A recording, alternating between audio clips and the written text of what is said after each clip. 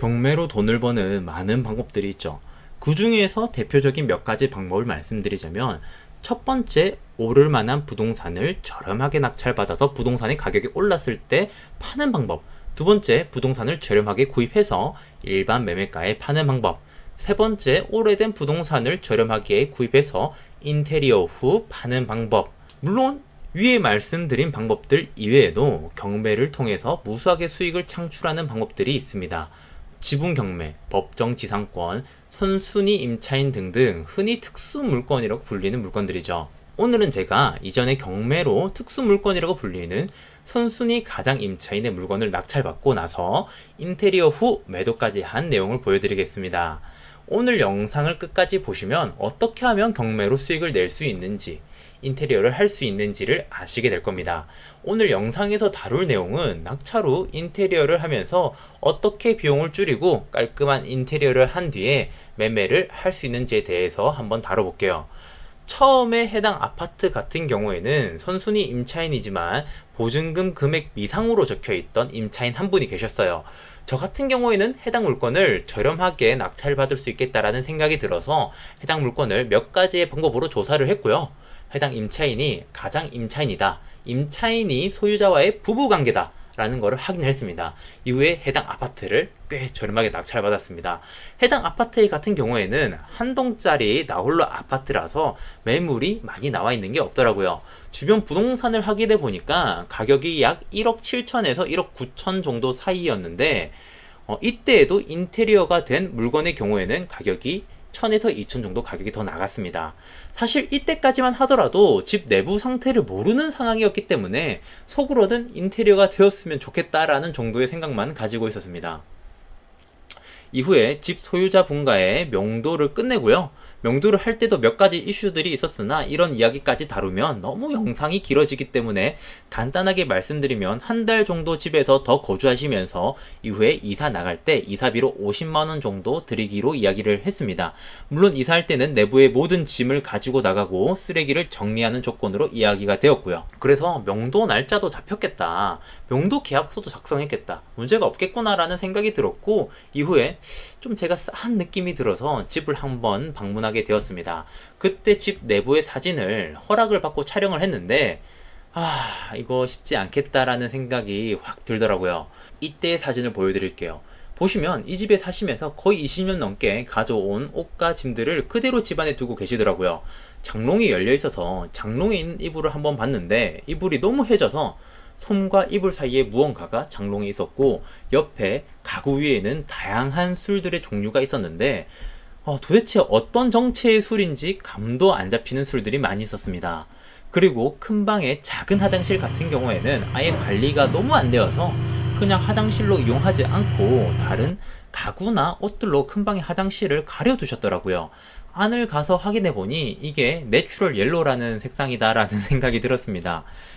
다른 방들도 확인을 했는데 모두 상태가 좋지 않았고, 벽지, 장판, 타일, 문, 성한 게 하나도 없었습니다. 이때까지는 이 뒤에 어떤 일이 더 생길지는 알지를 못했죠. 이때까지만 하더라도 집 내부에 있는 짐들을 모두 처리하고 비워진 상태에서 한번 다시 봐야겠다라는 생각 정도만 했었습니다. 명도 당일날 집 내부의 모든 짐을 뺐다라고 하시면서 돈을 먼저 보내달라고 하시길래 그럴 순 없고 집 내부를 확인을 하고 명도비를 드리겠다라고 하니까 좀 우물쭈매를 하시더라고요. 그래서 이거 뭔가 있구나 라는 생각이 들었고, 집 내부를 확인을 하니까 모든 쓰레기를 버리고 딱 필요한 것만 들고 나가셨습니다. 진짜 이럴 때는 계약서대로 진행을 하자면 명도비를 드리면 안 되지만 너무 사정이 딱하시고 오죽하면 이랬을까 라는 생각도 들고 해서 명도비를 모두 드렸고요. 이후에 명도비를 드리고 나서 제대로 집을 확인을 했습니다. 이때 영상 같이 보시죠. 안녕하세요 여러분, 지금 낙찰받은 아파트에 왔는데 이 내부가 할 말을 잃게 만드는 내부네요. 일단 내부를 한번 공개를 하겠습니다. 지금 보이시나요? 지금 어디에 뭘 썼는지도 알 수 없는 이런 용품들, 그리고 다양한 술들. 주라고 돌겠다. 그다음에 뭐 정말 별의별 게 다 있습니다.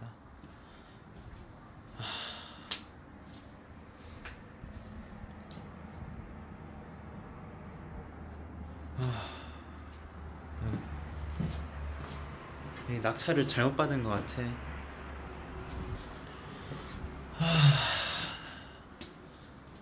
일단 어디서부터 손을 대야 될지 모르겠네요.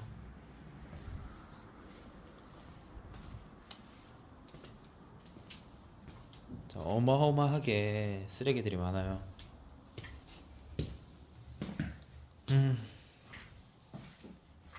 부동산을 공부를 하면서 이런 이야기를 많이 들으실 거예요. 땅을 볼 때는 겨울에 보고 집을 볼 때는 짐이 없는 상태에서 봐라.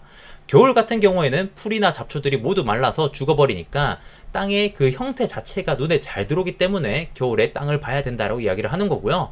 집의 경우에도 가구가 있으면 그 가구 밑에 바닥이나 누수 부분이라던가 이런 부분에 대해서 쉽게 확인을 못하니까 모든 가구가 빠지고 나서 그 집을 확인하는 게 가장 확인하기 좋다라는 말인 거죠. 이 집도 짐이 있을 때에는 조금 심각하네 정도였지만 짐이 다 빠지고 나니까 와 이건 X 됐다 라고 생각이 들더라고요.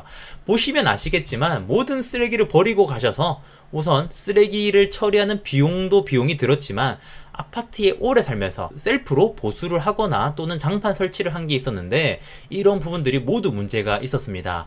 장판 같은 경우에는 오래된 아파트에 무슨 장판에 문제가 있을까라는 생각이 들 수 있지만 장판을 한 장 까보니까 그 밑에 다시 장판이 있더라고요. 그리고 또 그 밑에 장판을 까보니까 또 장판이 있어요. 그리고 그 밑에 장판은 또 까보니까 또 있더라고요. 아니 그래도 여기까지는 이해할 수 있어요. 뭐 장판이야 걷어내면 되니까. 그런데 그 밑에 장판에는 장판이 아니라 타일이 있더라고요. 그것도 본드가 덕지덕지 굳은 채로 있더라고요. 아, 그 순간 이건 잘못됐다라는 생각이 들면서 멍해지더니 시간이 느리게 간다는 게 느껴졌습니다. 아, 타일이 이쁘면 모르겠는데 화장실에 쓰는 30 곱하기 30짜리 타일이 이 거실 바닥에 있는 걸 보고 아니 내가 화장실에 있는 건가? 아니면 거실인가?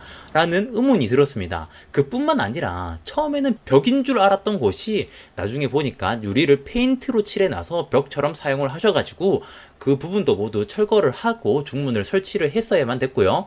화장실 같은 경우에는 이미 덧방을 2번 정도를 해서 모든 타일을 제거를 하고 새로운 타일을 설치하는 작업을 했었어야 됐기 때문에 비용도 더 들게 되었습니다. 싱크대의 경우에도 워낙 오래 사용이 되어서 싱크대의 문이 물에 젖어 부풀어져 있어서 페인트 칠이나 필름으로는 어림도 없어가지고 모두 철거를 진행을 했어야 됐고요.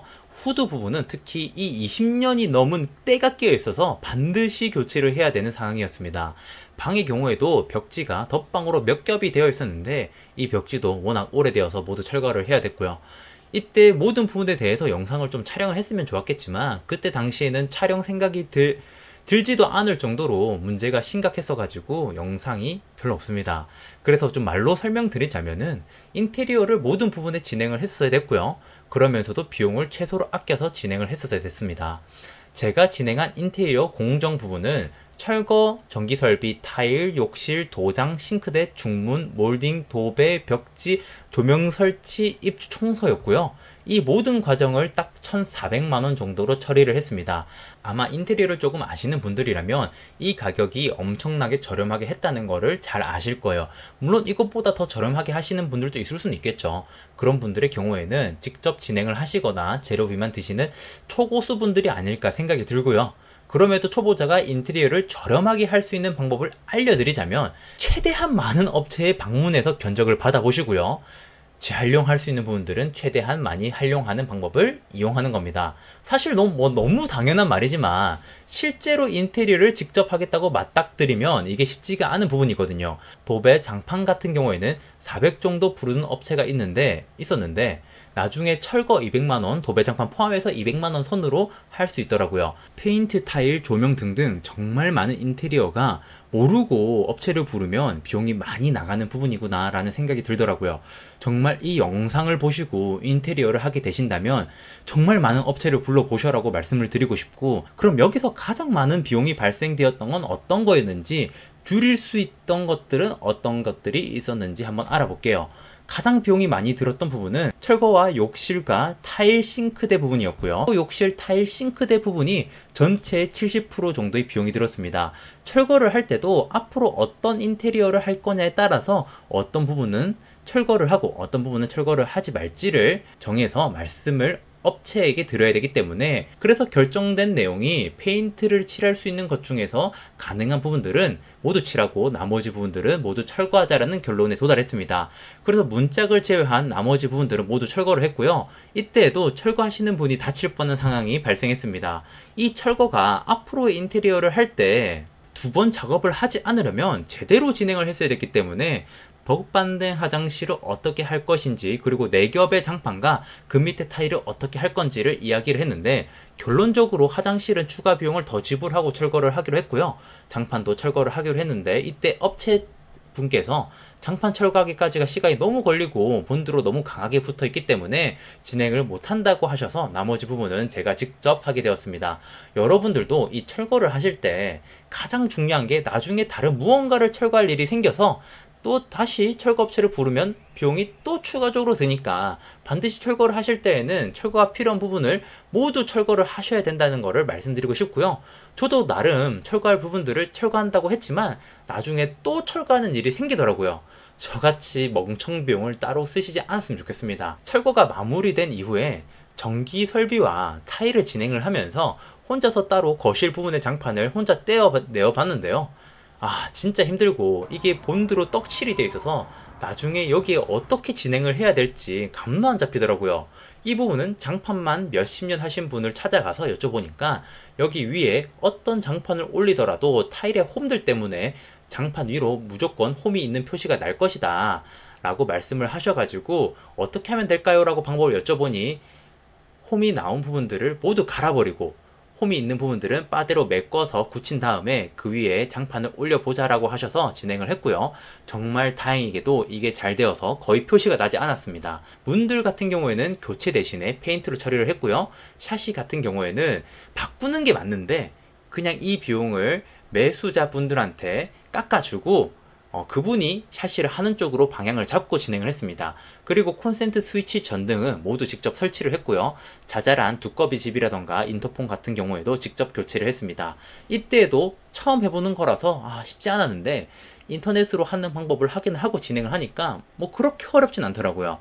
저렴하게 진행을 하면서 인테리어의 장점도 살려야 됐기 때문에 고급진 인테리어를 느낌을 내기보다는 차라리 깔끔한 집으로 보여주는 거를 목표로 잡고 인테리어를 했고요. 그렇기 때문에 집의 색상을 화이트와 아이보리 색상 두 가지로 최대한 느낌을 냈습니다. 이렇게 인테리어 부분을 모두 끝내는데 약 3주 정도의 시간이 걸렸고요. 끝나고 난 뒤에 촬영했던 영상을 한번 보여드릴게요.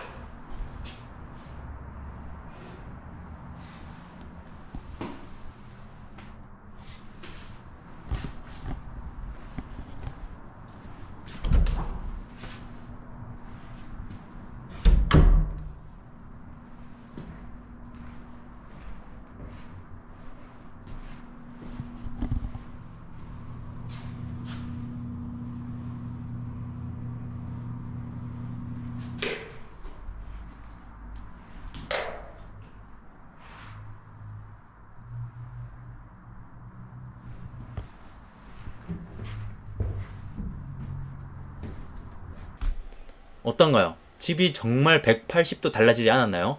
이렇게 낙찰받고 이렇게 쓰레기 같던 집이 누구나 들어와서 살고 싶은 집이 되었습니다.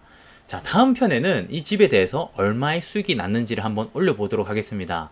저희 채널에서는 낙찰하고 인테리어를 하는 그런 내용뿐만 아니라 부동산 투자, 경매, 지역 분석 등 다양한 부동산 정보를 다루고 있고요. 부동산을 통해 돈을 버는 방법뿐만 아니라 부동산으로 돈을 잃지 않는 방법도 소개하고 있으니까 빠르게 정보를 받아보시려면 좋아요와 구독 부탁드립니다. 그럼 오늘 영상 시청해 주셔서 감사드립니다. 좋은 하루 되세요.